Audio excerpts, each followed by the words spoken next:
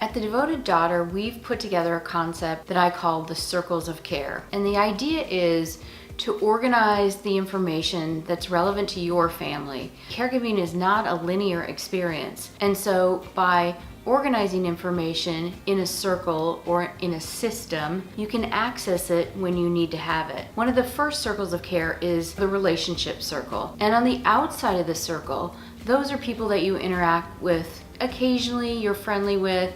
Maybe you don't know their name, maybe you know them by first name, maybe it's a checker at the grocery store, someone you see on a regular basis but don't socialize with.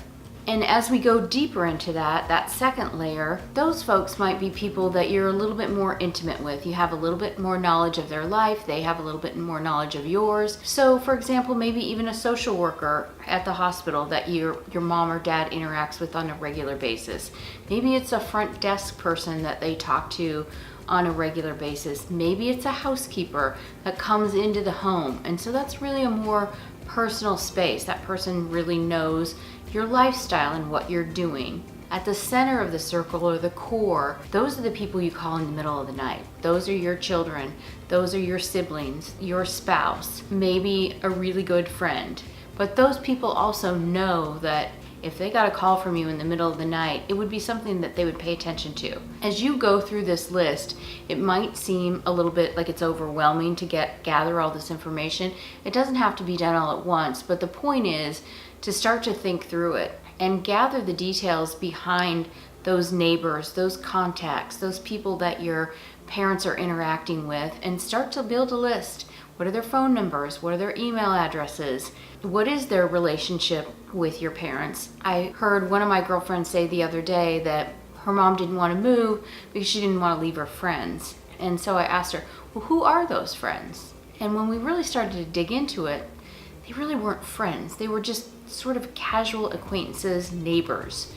And I would ask you to think about the role that these people play and what you're going to ask of them.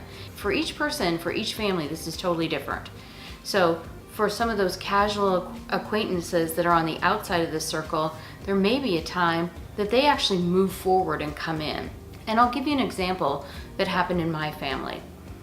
As my mom was nearing the end of her life, she had many friends and family, but there was one gal who did her hair, and it was really important to my mom.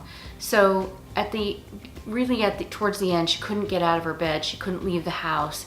And this gal, God bless her, she showed up whenever my mom needed her to take care of her hair, to make sure her nails were pretty. You know, she just really came forward. And technically, she was probably on the outside, maybe just really the interior a little bit of that circle. But when the chips were down and my mom really needed her, she was there.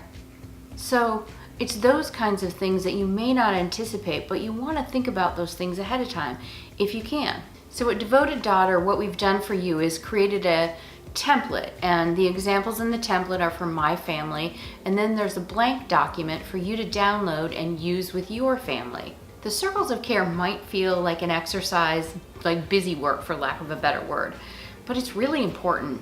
And I'm telling you, when you have an emergency, you're not going to want to sit there and fill out a bunch of forms and think about, oh, who's my mom's neighbor? What's their phone number? So take time in advance. The number one thing that I do that I always say is that people wait too long to get organized, to ask for help, to get engaged.